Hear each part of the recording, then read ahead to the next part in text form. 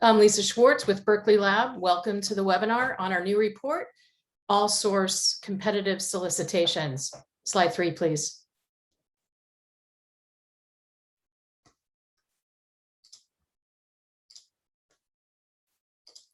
The report and slides are posted on our website. I just put the link in the chat box. We're recording this presentation and we'll make the recording available also at this link. And because of the large number of participants today, everyone is in listen mode only. Please use the Q&A box to send us your questions and comments anytime during the webinar. I'll moderate Q&A following the presentation. Next slide. I want to thank the people who reviewed a draft of this report.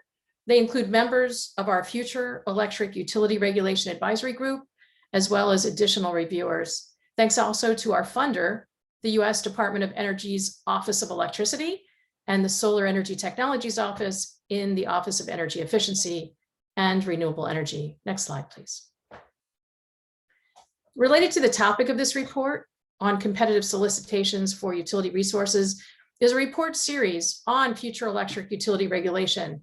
We've produced several reports on regulatory issues related to distributed resources, as well as reports on rate design, resource planning, electricity markets, grid modernization investments, new electricity services, transportation electrification, resilience, and renewable energy. The reports and webinar slides and recordings are posted at the website shown here, feur.lbl.gov. Our next report will cover equity issues in decision-making by utility regulators. Please look for that report later this year. Next slide. Our presenter today is Dr. Frederick Carl. His work on electricity issues includes grid modernization, investment economics, distribution system platforms and markets, wholesale market design and evaluation, resource planning, rate design, and resource adequacy program design. Following Fritz's presentation today, I'll moderate Q&A with the audience, so please enter your questions in the Q&A box at any time. Fritz?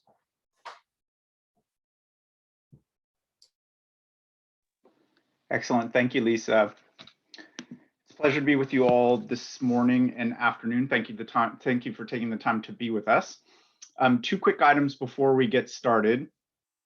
First, I wanted to recognize the amount of work that Lisa put into this report. So she's usually listed on these reports as a technical editor, but I think this very much understates the role that she plays in these reports and in providing sort of overall guidance and in doing a lot of the really difficult, how can we make this make sense writing. I think Lisa has done a really tremendous job with these future electric utility regulation reports, and she deserves a lot of credit. Second, I wanted to thank our advisory group and reviewers. So we received more than 300 comments on this report, which in my experience is pretty extraordinary. And I think this really helped provide more balance and clarity to the report and what is, as we'll discuss in a minute, a really complex and challenging topic. So as Lisa noted, the report that I'm going to talk about today is a review of recent state and utility practices around all source competitive solicitations. Before we dive in, a few quick notes on scope. The report focused on vertically integrated utilities, including those that participate in ISO RTO markets and those that do not, but we did not cover publics or co-ops. We focused on bulk system procurement, though there is a section of the report that examines competitive procurement for non-wires alternatives at the distribution level, and I'll come back to that at the end of the presentation. For today's presentation, I'm going to start with some key takeaways from the report. I'll give some overall context and background. So why is all source procurement coming into vogue again? And what are the kinds of problems that it can address?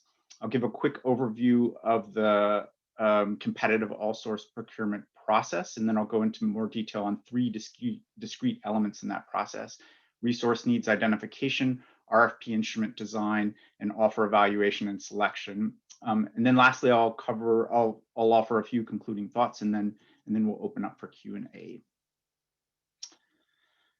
So before we get too far, and a couple of quick clarifications on semantics. By all source, I'm going to mean that all or in some cases most resources can participate in a solicitation. By competitive, I'm going to mean that all sellers meeting eligibility requirements, including utilities and their affiliates, can participate in the solicitation.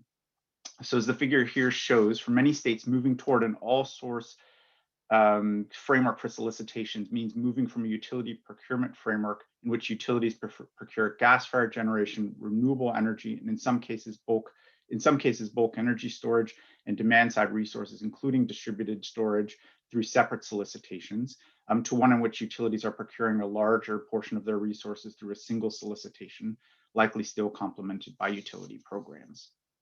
So this figure is a little bit of an oversimplification. We'll get into some of the nuances in the presentation, but this is still a useful way to think about what all-source competitive solicitations would entail. In the report and in the presentation today, I'm going to try to keep things broad and not try to adjudicate on what is and what isn't all-source. So to provide some overall framing and context for the presentation, I wanted to start at the end and offer 9 key takeaways from the report. First key takeaway is that state public utility commissions play a critical role in building confidence in the fairness and integrity of the solicitation process. Another way to say this is that developing competitive solicitation processes for regulated natural monopoly utilities is almost by definition very complex, and it requires a significant amount of time and investment in sort of an iterative adjustment of to get a good process. The rewards are significant, but it's important to realize that this is not a free lunch. The second takeaway is that utility resource plans provide a foundation for all source solicitations, and the two interact in really important ways. For instance, resource plans will identify resource needs for the solicitation, will give a sense of utility relative costs and the kinds of resources that utilities are likely to procure. Competitive solicitations alternatively can reveal important information about costs that can be used in resource planning. Third takeaway is that all source competitive procurement can complement state energy policies. There are multiple ways to design technology neutral all source solicitations in ways that can also accommodate state energy goals. The fourth takeaway is that net value is a more important metric than cost in evaluating bids in all source solicitations. And this stems from the fact that we have to compare bids on an equivalent basis from resources like gas and batteries that have very different operating characteristics. We'll come back to this later in the presentation. Fifth is that ongoing efforts are needed to improve bid evaluation methods. For instance, we're still caught in this kind of uneasy space between deterministic and stochastic modeling. Our models are still kind of overly simplistic in the wrong areas and probably a little bit too complicated in the wrong areas. And in general, we don't do a good job of thinking about risk in procurement. There's a lot of work going on in this space right now, for instance, through EPRI and DOE, and it's important for commissions and utilities to stay up to date. Sixth key takeaway is that if you look at all source competitive procurements over the last decade or so, there's been very little procurement of demand side resources, whether that's demand response, energy efficiency, or DG or distributed generation plus storage. But with changes in technologies, new opportunities are emerging for distributed energy resources or DERs to participate in all source solicitations. That being said, competitive procurement is not going to replace utility programs anytime soon, especially for things like energy efficiency. And I think there's a consensus over the last 2 decades or 3 decades or so that some kinds of resources are best solicited through competitive solicitations, whereas others are best procured through programs. Seventh key takeaway is that energy storage and battery storage in particular is quickly becoming a fixture in utility solicitations. And the unique evaluation challenges for energy storage warrant systematic analysis by utilities. There may be a role for state regulators to do something similar to what FERC asked the ISO's RTOs to do in Order 841, which is to ask utilities to ensure that they are procuring storage when cost effective. We'll talk a little bit more about this in a minute. Eighth key takeaway is that ensuring comparable evaluation between utility-owned and non-utility-owned resources presents ongoing challenges for public utility commissions. There's probably a tendency for a lot of folks, including myself, to focus more on the all-source part of all-source competitive solicitations. But many of the most fundamental challenges are really in the competitive part. There's been roughly 2 decades of discussion on how to allow utilities and their affiliates to participate in competitive solicitations. And it's safe to say at this point that there is a playbook for how to do so, but parts of that playbook are still evolving. And last, but certainly not least, is that for investor-owned utilities, independent evaluators play essential roles in all source solicitations. All of the recent all source solicitations that we reviewed in this report used independent monitors or evaluators. The extent of their involvement varies quite a bit across states, and their roles and responsibilities vary quite a bit, but their role is really, really pivotal in all source solicitations. Okay, so let's step back and provide some historical context. First, all source competitive solicitations are not new. Utility competitive solicitations more broadly emerged as an alternative to PURPA in the 1980s, and several states required these solicitations to be all source, or in some cases, utilities did this of their own accord. The landscape for procurement shifted pretty significantly during the 2000s as the electricity industry restructured, but there are a handful of states, including such as Colorado, Montana, and California, that have had all source requirements since either the 1990s or early 2000s. So they've been doing this for a while. This more recent interest in all source competitive solicitations is being driven by rapid technological change, including uncertainty around technology costs, steep declines in the cost of solar, wind, and batteries, the portfolio effects of wind, solar, and storage, and renewed interest in demand-side resources under this broader banner of DERs. I wanted to give two quick examples of how all source solicitations can address the challenges of rapid technological change. The first example is around addressing uncertainty in technology costs, and this comes from Northern Indiana Public Service Company, or NIPSCO. As part of its 2016 IRP, NIPSCO commissioned a survey of costs for different generation and storage technologies. The range of costs from that survey is the blue bars here, and as you can see, that range is pretty large. To reduce uncertainty, NIPSCO conducted an all-source solicitation in 2018, and the orange dots here show the results for sale option, as those are a little bit more comparable with the survey on a $ per kW basis. But as you can see from the perspective of reducing uncertainty in technology costs, this was pretty successful. And the incremental value of the all-source solicitation relative to doing a series of separate solicitations for different kinds of resources was the efficiency of getting cost information for a range of technologies all at once on a comparable basis. Second example is from Public Service Company of Colorado, or Excel Colorado, or PSCO. I'm guessing that many of you are familiar with this example and have seen the bottommost figure, the bottommost table here, the table on the bottom right. But to me, what was most interesting about this 2017 solicitation was the difference with PSCO's 2013 solicitation. So for instance, in 2013, PSCO received 14 bids for solar, and solar was about 1/4 of all bids. In 2017, solar dominated the solicitation, was more than 50% of all bids and projects. In 2013, PSCO had 1 storage bid. In 2017, it had 28 storage bids and 21 project offers, and lots of bids for storage paired with other resources, including a CT. And this all underscores another important aspect of all source solicitations, which is their ability to help utilities adapt their portfolios to a changing market. And again, what's unique about all source solicitations relative to separate solicitations is their ability to regularly update utility assumptions about technologies and technology costs in a comprehensive way. So building on the Excel Colorado example, I wanted to spend a little bit of time talking about energy storage, as this is an important driver of interest in all source procurement. Energy storage is not new. We have around 22 gigawatts of pumped hydro capacity in the US, most of which was built during the 1970s. But what's driving interest in storage right now is two interrelated things. One is expanded functionality, meaning that the value of storage is changing or in some cases increasing. And two is cost declines for battery storage. Batteries in particular have this really interesting value proposition because they're modular. They have very relatively short construction and potentially interconnection times, because they can be sited almost anywhere in the electricity system, from a generation facility to a transmission substation to a customer site. Like other resources, they can provide a range of different values, some of which are listed in this table, but some of the value of storage for things like T&D deferral, we haven't done a great job of capturing historically. Hybrid resources, so for instance, PV plus battery storage, or adding storage to an existing gas plant are creating some new and interesting evaluation challenges and may have much more significant implications for electricity markets that we don't entirely understand yet.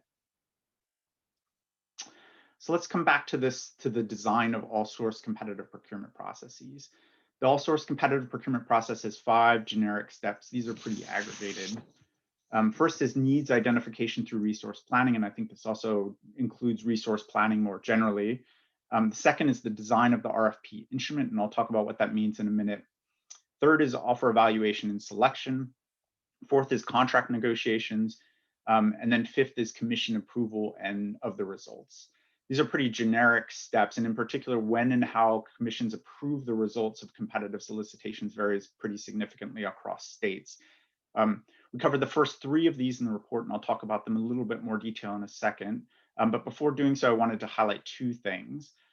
First, it goes almost without saying, but public utility commissions typically have significant influence over the design of this process, from whether utilities use competitive solicitations at all and under what conditions, to how and when independent evaluators are used, to the amount and timing of opportunities for stakeholder review, to the procedures and methods that utilities use to evaluate and select bids.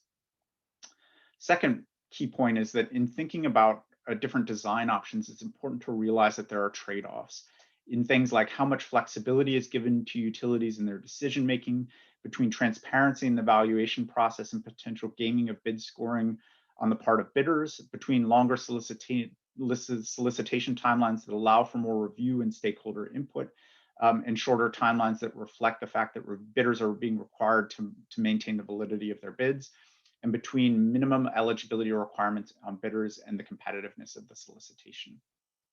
There's no single best way to make these trade-offs. They require a weighing of different options, and what works in one state may not work in another. The first element in the solicitation that I wanted to talk about is needs identification. The defining characteristic of all source competitive solicitations is that their resource needs are all source. So that means that they're technology neutral. What this means is that we need to have need defined broadly in terms of services rather than resources. With the 3 primary resources being resource adequacy, capacity, energy, and short-term operating reserves. But from sort of a long-term planning perspective, the 2 primary needs are really resource adequacy, capacity, and energy. And at some level, these are both reliability needs. There's been a lot of talk about trying to expand these basic needs to include other capabilities for things like ramping capability. But these have proved to be a little bit more difficult to define ex ante, and they mix reliability needs and economics.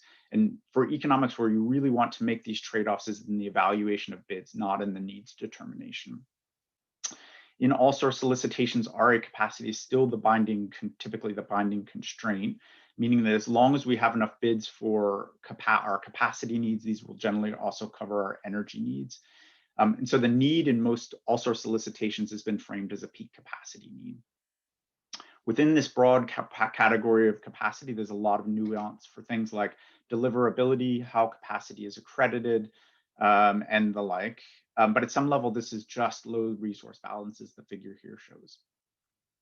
Even if resource needs in the solicitation are framed around peak capacity, providing additional information to bidders will always be helpful, including things like deliverability requirements, drivers of need, and whether there may be things like accelerated retirements during the acquisition period that create an additional energy need.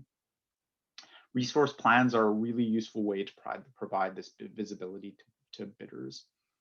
And then lastly, and particularly in an ISO RTO market context, it's important to have a little bit of flexibility around resource needs to allow utilities to weigh the benefits of costs of acquiring new resources versus the option value of waiting.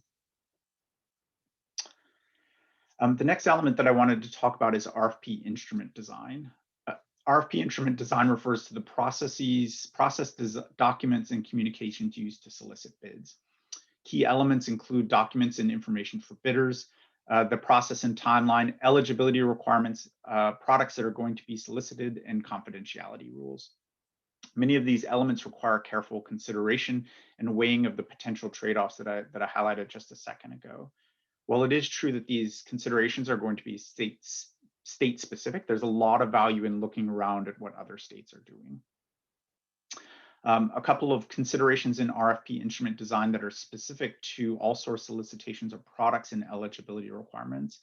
And I'll talk a little bit about these.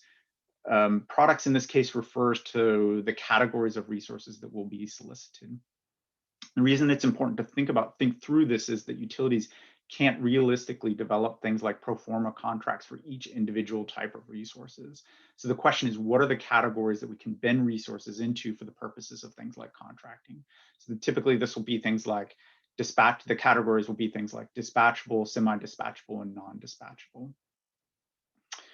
For eligibility, distributed energy resources are raising some really interesting questions. The first is the kinds of resources that are eligible to participate in solicitation. So for instance, is an aggregation of customer-sided PV and storage eligible to participate in the solicitation? This is something that historically utilities haven't had to think about. And a related question is what the minimum size for that aggregation needs to be eligible to participate in the solicitation. This bumps into this really interesting question and still unanswered question of whether utilities or third parties are the best market aggregators for these kinds of resources.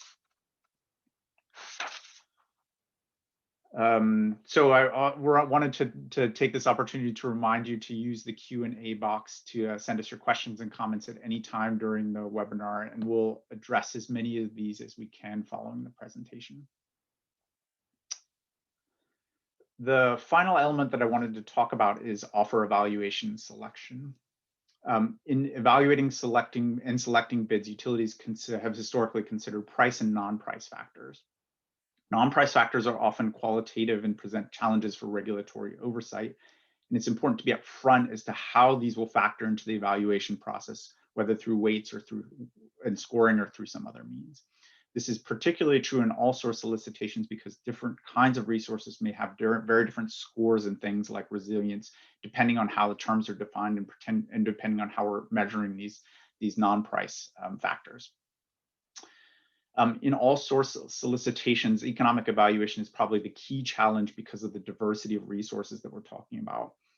With more diverse resources, we can end up with more diverse ownership structures and contract links. We have to evaluate different resources with very different operating characteristics on an equivalent basis. We may have bids for co-located hybrid resources, so combinations of different resources within the same project. And we may have bids for resources that are shaped by storage or energy market purchases. The complexity of evaluating bids and the need for flexibility and judgment is one of the main reasons for using independent evaluators in all source solicitations. So if we're going to evaluate bids from different kinds of resources on an equivalent basis, we need a means to do so. In terms of just conceptual thinking, this requires a bit of a shift from a historic emphasis on cost and even more narrowly on levelized cost to thinking more in terms of net market value or benefits minus cost.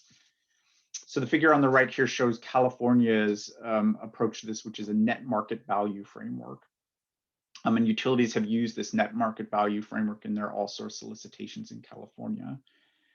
So under this framework, the utilities assess the energy, ancillary services, and RA market value of bids, and then subtract out the energy cost, estimated energy cost, capacity payments, imputed debt cost, any incremental transmission costs not covered by the bidder, and CO2 allowance costs. What this allows us to do is to capture the fact that even if a resource has higher cost, we may want to select it because it provides higher market value. In California, we're starting to see the effectiveness of this approach with solar. So even the cost of solar PV are continuing to decline. The energy and the capacity value of PV is also declining, and as we become increasingly saturated with PV during the daytime. And other resources, including PV plus batteries, are starting to look more attractive from this net market value perspective. So this net market value perspective allows our portfolios and our portfolios to adjust as the underlying system costs and values are changing. In some ways, the shift to net value may be more of a shift in thinking than in actual evaluation, as utility modeling tools may already capture net value. So for instance, evaluating bids in a capacity expansion model will already reflect this benefits minus cost framework. In general, based on our review, it looks like utilities are taking two approaches to evaluating bids in all source solicitations. The first is using capacity expansion models, and the second is using this sort of net market value framework, net market value of bids based on a dispatch of resources against market price forwards. The last thing that I wanted to say about bid evaluation selection is that the emphasis that we're giving to different values of resources is changing, and that our evaluation methods need to change to keep pace. Up until recently, I think there was a consensus that a more deterministic, lower resolution approach to modeling would capture most of the benefits and costs of different resources, but increasingly that's changing. And there's an increasing emphasis on capturing the value of energy storage and better capturing the operating characteristics of wind and solar. For storage, the focus is on capturing things like real-time market benefits, congestion management benefits, and T&D deferral value. The figure here shows real-time prices for MISO in August of 2020. And this is pretty typical across ISO RTO markets, where you see these little storms of real-time price spikes erupt during the operating day. Historically, we've kind of ignored these, or utilities have found other ways to hedge real-time price and congestion risk. But battery storage can be a long-term physical hedge, and it throws this interesting new tool into the calculus of market risk. For solar and wind, the focus is on getting more spatial and temporal granularity into modeling tools, moving toward a more probabilistic approach to modeling, and thinking about ways to hedge the risk of long-term changes in accredited capacity and capacity values. The final section of the report focuses on procurement of non-wires alternatives for distribution systems. So the idea behind utility procurement of non-wires alternatives is that targeted procurement of distributed energy resources can defer or avoid some distribution capital expenditures. In most cases, these distributed energy resources will be providing load relief on a specific distribution substation or even specific distribution feeders, which means that they need to be located near the constraint and be able to reliably reduce distribution loads during the time of that constraint. So this is very localized procurement. Solicitations for non-wires alternatives, or NWAs, are often all source, in the sense that all kinds of distribution level resources can participate in the solicitation. But by all source here, we're not meaning to imply that bulk system resources could necessarily provide NWA services. Ideally, NWA procurement is fully integrated into the distribution planning process. The figure here shows an example for Con Edison in New York. So what this means is that utilities have a regular process within their distribution planning process to screen for the kinds of investments that may be amenable to NWA procurement. And thinking about integrating NWA into distribution planning, it's important to realize that NWA is really a form of regulated competition for utility distribution services. And this, just like procurement at the bulk system level, it's important to ensure that utility incentives are aligned with competitive outcomes. Dealing with utility incentives likely requires larger changes in utility distribution planning, more transparency in the decision-making around NWA versus traditional infrastructure. So how are utilities deciding which kinds of projects to include in NWA solicitations, for instance, and then some consideration of utility financial incentives. If NWA resources get to scale, then we need more coordination with bulk system procurement. So for instance, load relief at the distribution level may meaningfully reduce peak loads at the bulk system level, and resources that we procure for NWAs may change operations and costs for utilities, which should flow into bulk system procurement, so that these two processes are distribution per level procurement and bulk system procurement are coordinated. There are a growing number of utilities that have held solicitations for non-wires alternatives. Examples include California, New York, and Rhode Island. Actual NWA procurement is still relatively small, but electrification may increase distribution loads, and by doing so, the potential needs for NWA or traditional distribution infrastructure. Declines in battery costs may also create new opportunities for NWAs.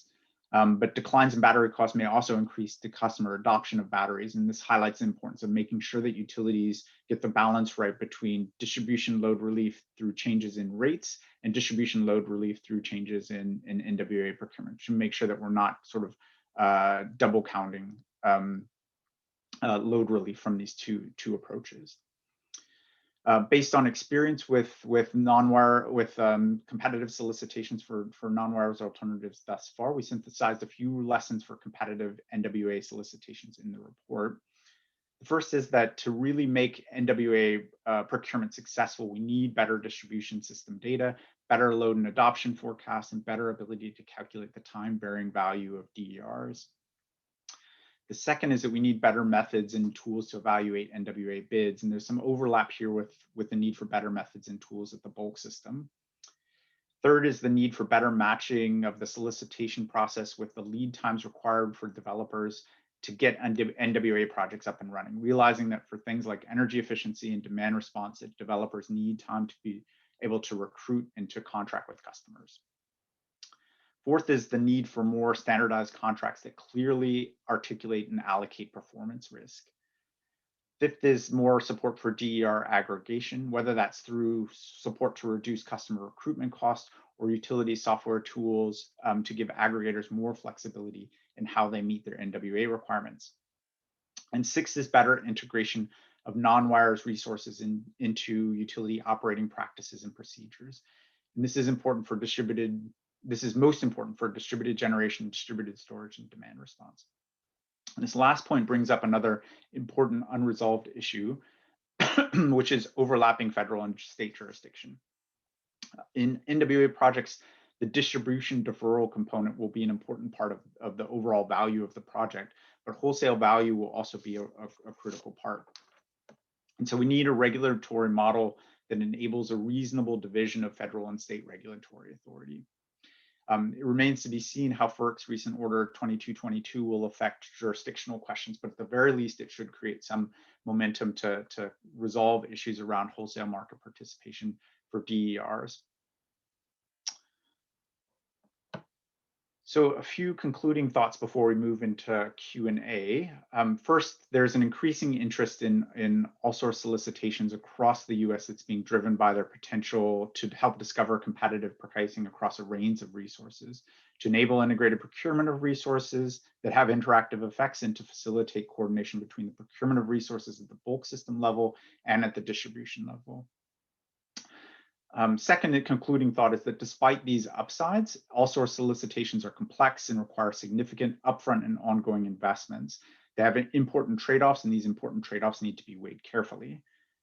Third is that evaluation is the biggest challenge of all-source solicitations relative to utility competitive solicitations more broadly, and improving evaluation methods is something that likely requires ongoing industry-wide effort. For commissions and utilities, it's important to make sure to keep up to date with the state of the art. And then last and most important is that independent evaluators play a critical role in all source solicitations, and it's important to think about what the scope of their roles and responsibilities should be. And with that, I will thank you all for your time, and I think we'll open up for Q&A. Great, thanks, Fritz. That was terrific. We have a lot of questions. Let's try to get to as many as we can. We have about 25 minutes, so that's pretty good. I am going to start with an early question we got. There have been a couple of reports, Fritz, as you and I are aware, that have been published in the time that it, well, you know, we started this report at the end of 2019. So actually, I think we were first, but I think we were last in publishing. And so the question is, you know, the reports that we're aware of by Energy Innovations, Rocky Mountain Institute, for example, how is their work similar to our report? And I'm thinking about, to what extent did our methodologies, you know, the solicitations and the other documents, the literature we reviewed, and our findings, to what extent do they sort of complement or expand on these reports? And in what ways might our findings and methods be different? Great question. So in terms of how the reports are, I do think the reports are complementary. In terms of sort of how they're complementary, I think from what I've read of the RMI and energy innovation reports that focus more on sort of the the potential benefit, the upsides of the competitive solicitation process. And I think we focused a little bit more on the process and from more of a kind of a utility / regulatory angle. I don't think, based on my understanding of their results, I don't think there's anything that's necessarily that different. I think maybe we have a slightly more cautious conclusion in terms of, there are upsides to moving toward more of an all-source competitive or all-source framework for competitive solicitations, but it also requires a lot of investments in process. Great. We have a couple of questions related to, like, what are the best requests for proposals you've seen that are all source? Are there any sort of models or that you would recommend, case studies? So I wouldn't. I think there's a lot of there. Let me try to figure out how to answer this best. I think there are several examples in the report that are useful to look at, and they take slightly different approaches to both the design of the RFP instrument and the design of the kind of the entire solicitation process. And the state that's been doing this the longest, I would say, is Colorado, and so they're obviously a good example to look at. The NIPSCO solicitation in 2018 is also a good example to look at. I thought that in general they did a nice job with kind of the solicitation process. We looked at El Paso Electric, also had a recent all-source solicitation, and then the California utilities would also be another example to look at. And these are, every state takes a slightly different approach to this, and so it's useful to look around at different states and what different states are doing to get kind of a full picture. And there's a lot of detail on this in the report. Great. We also had a couple questions related to a similar issue. Why focus here solely on vertically integrated utilities? This has to do with, focusing on regulated utilities in large part, although of course in some states, rural co-ops are regulated. And how would this be different if you were looking at competitive solicitations for municipal utilities or rural electric co-ops? Would you have any different conclusions, do you think? This is a great question. From a regulatory perspective, I think the design of the solicitation process would definitely be different, just because there's not a lot of the challenges in managing incentives of utilities are different for utilities and co-ops. But from an overall process design, sort of, what are the timelines between when we issue the RFP versus when we get back to bidders on our first screening round, and how we're evaluating our final bid evaluation. I think a lot of the process elements are probably the same, but the incentive questions are very different. We also have a couple questions related to, a central tenet of the report is, boy, it's really hard to compare across these resources. So evaluation is a central challenge. One question relates to models need ongoing improvement. So can you talk a bit more about what improvements might be needed to, the models that utilities use to evaluate across different types of resources? And I think essentially this is a similar question we got from two people. So I think there are two main issues, I guess. One is that a lot of I guess there's a bit of a trade-off here. So there's the current thinking is we need more spatial and temporal granularity in our models, but at the same time, adding that complexity into models is going to mean that we're sacrificing computation, or we're making a trade-off between computational time and detail. And I think one of the challenges that we face right now is that we don't know where a lot of the detail matters yet. And so finding ways to kind of, where should we build in more spatial and temporal detail into the models is a really, really important question. And I don't think we need to have, like the mega model that can do everything. But I do think it's important to try to figure out, where is more detail required, and where can sort of we pull back on some of the detail to make sure that we have tractable models that work computationally. We have an insightful question asking about any insights you might have on use of non-price or value-added criteria in bid evaluation, specifically dealing with environmental or carbon issues and economic development. Are there any good examples you've seen or lessons learned? This is a great question, and this is actually, so we've done this presentation 3 times, and this has come up every single time. This question about non-price factors. This is a really great question. I think the first principle, I guess, in dealing with non-price factors is being really transparent about what they are, and what methods are going to be used to evaluate them.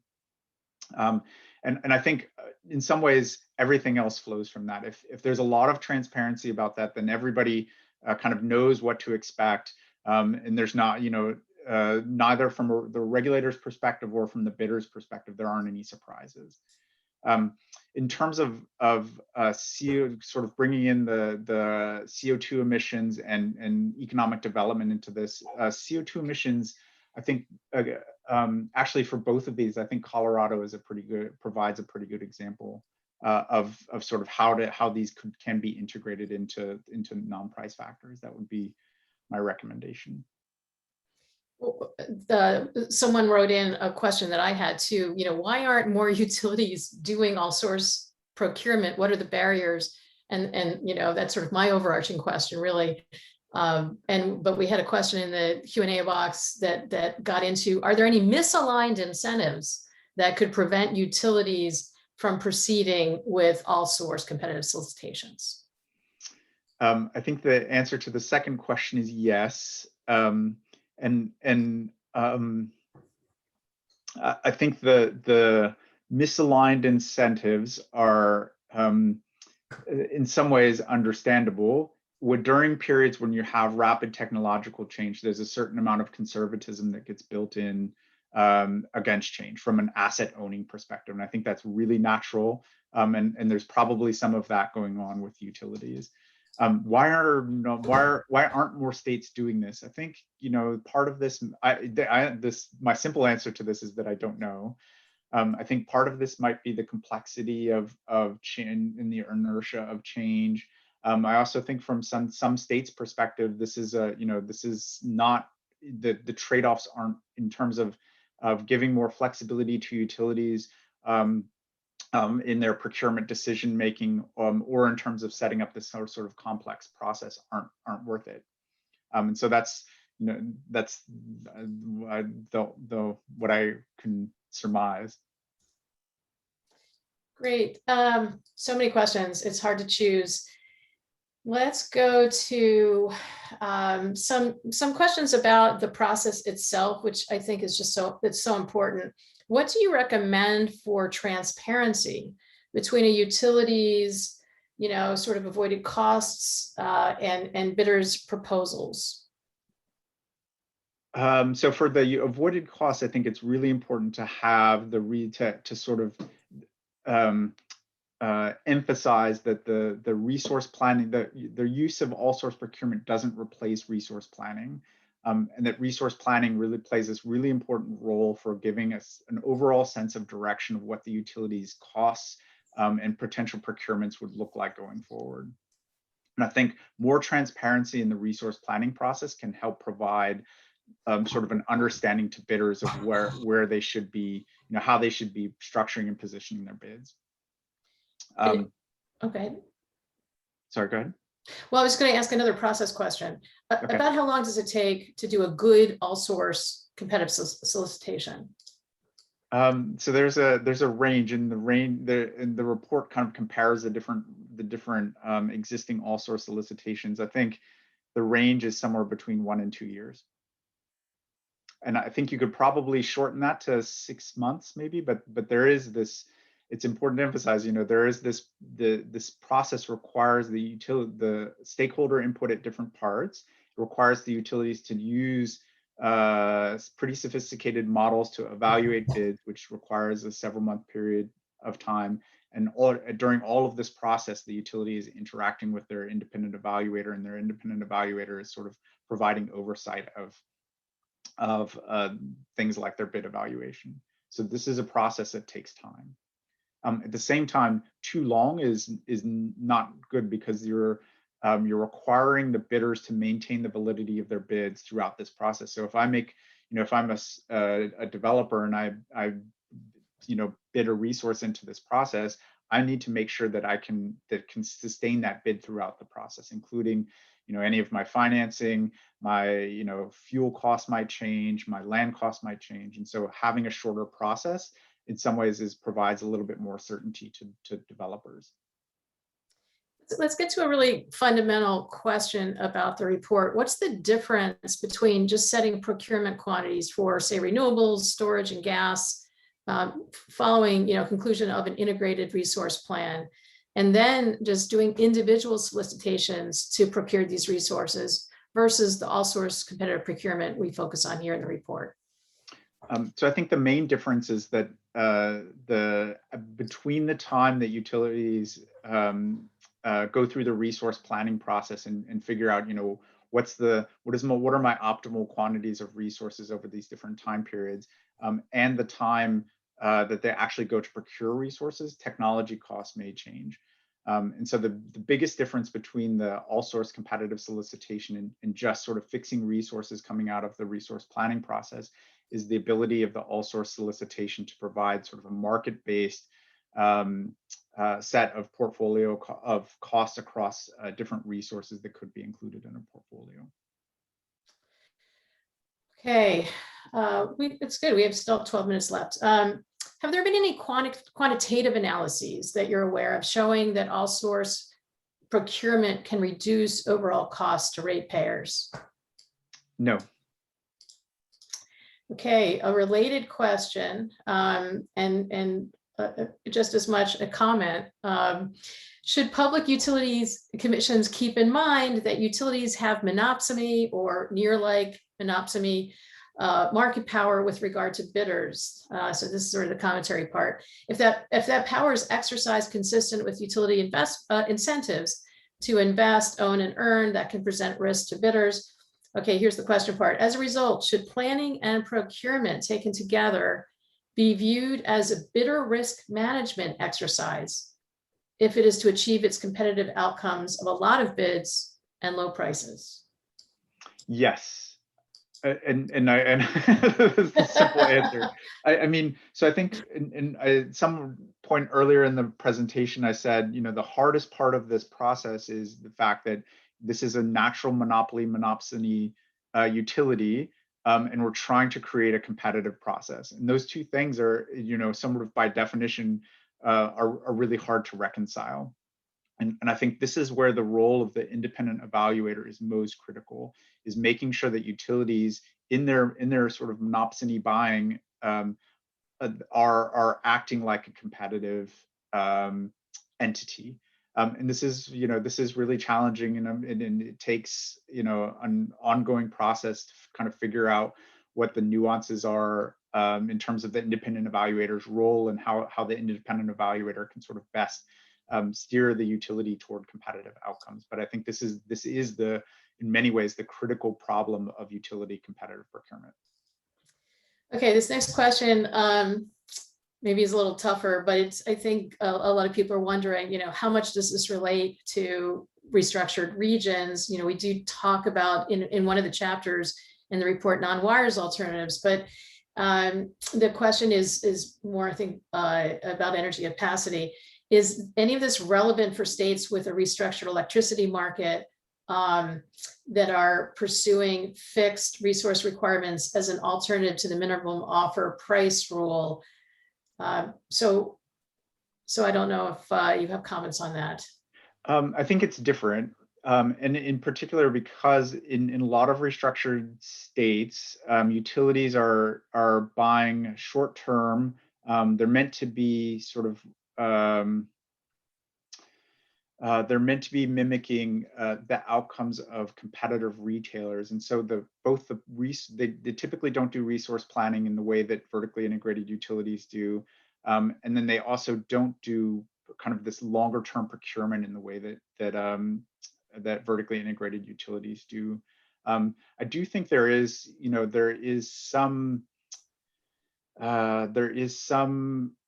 value in making sure, and I guess one other comment on that is that in restructured states, the utilities are typically buying sort of they're not necessarily signing individual contracts with individual generation resources. A lot of that's happening upstream. I do think there's some value in commissions kind of sitting down and taking a look at the procurement process and thinking whether the procurement process is doing what they want it to. And I also think it's important, I think, for instance, New York does this. I think it's important that if the utilities aren't doing long-term kind of resource projections for the electricity sector, then it's useful that a state agency does it, just to provide that sense of direction for where sort of costs are for the state are going. But at the end of the day, I do think it is different.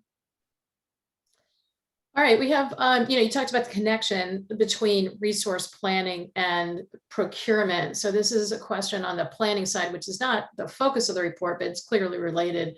So there have been a few examples of so-called alternative integrated resource plans that have been developed on behalf of consumer and other advocate groups.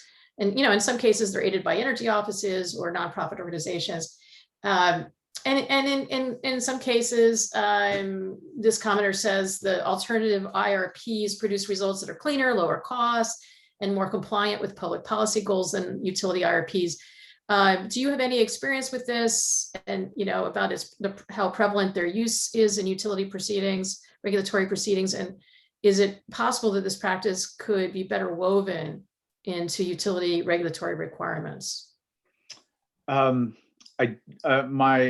experience with this is pretty limited. I do think, based on purely kind of the speculative observation, it does seem like there are more of these alternative IRPs popping up. I do think they play a really important role in providing an alternative vision, in some ways, sort of making sure that the utilities are keeping up with state of the art.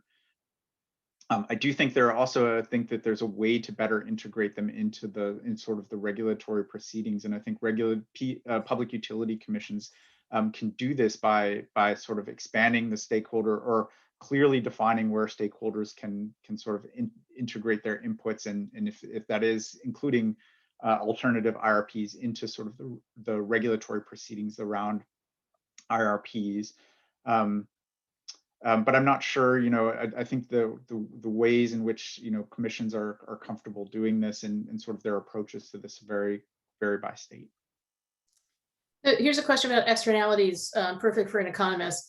The question is, we focus in part on storage in the report because that's, one of the new things that commissions and utilities are grappling with. How do you compare, cost for storage versus other resources that can provide some similar services? And this gets to, look, the resources for some of the elements that go into batteries is scarce.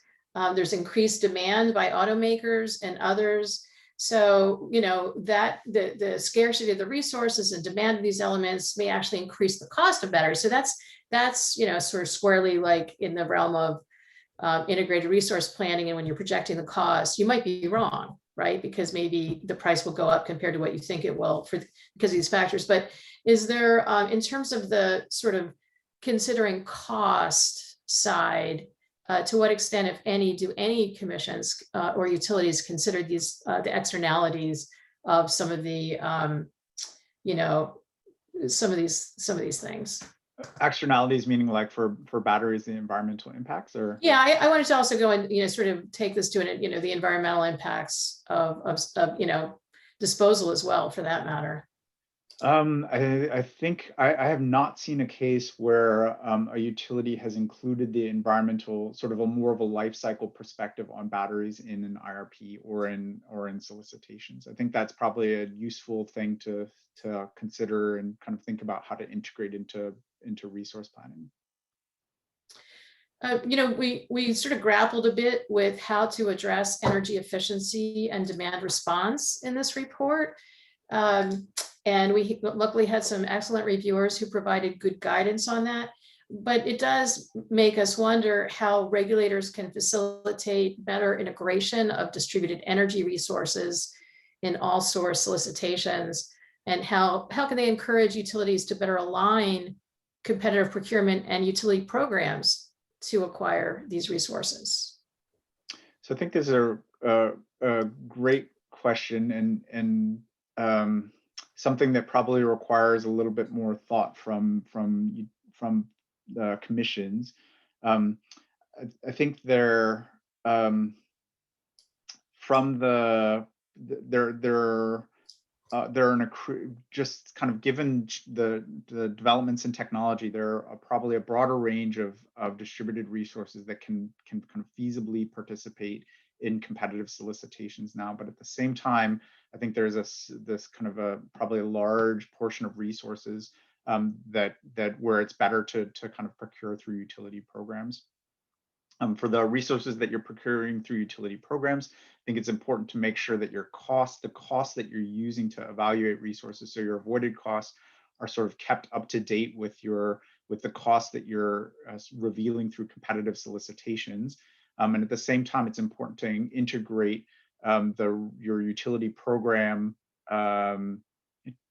energy efficiency and demand response into your load forecast that you're using to determine the needs in your all source solicitation. So there's a need, I think, for better coordination between these two processes. We got a related question that which is relevant, say, to energy efficiency competing in these processes. How closely have you seen all source competitive procurement processes align with the cost effectiveness test that may be used for efficiency or demand response for that matter? I think this varies quite a bit. And in principle, the idea is that you take the cost, your avoided, every time you do a competitive solicitation, your avoided cost should change based on what you're revealing about the market cost of different resources. But I think there is typically a lag between the costs that are used in avoided costs to evaluate utility programs and what utilities are finding in the market. And so finding a better way to better reconcile those and sort of update costs, I think is important. We have time for just a quick, maybe 2-minute response to a final question. In those states where utilities are doing all source solicitations, what are some of the reasons that state regulators have been requiring or encouraging that? So I think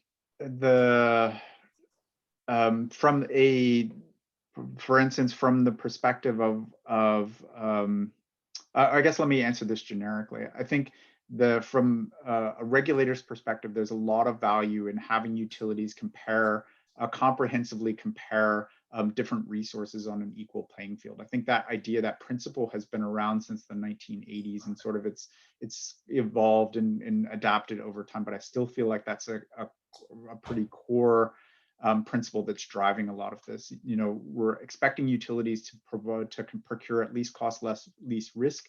But to really do that, we need to kind of have a more comprehensive view of resources. I think that's probably the number one thing.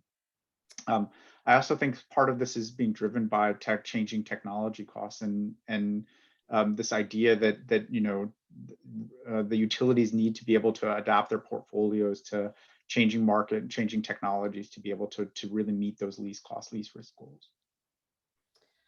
Well, thanks so much, Fritz, for your work on the report and on this webinar. We'll be posting a recording of this webinar shortly, maybe in a couple days. So please check out the link in the chat box to the report, the slides, and our webinar recording. And we'll look forward to seeing you soon on a future Berkeley Lab webinar. Thanks and have a good day.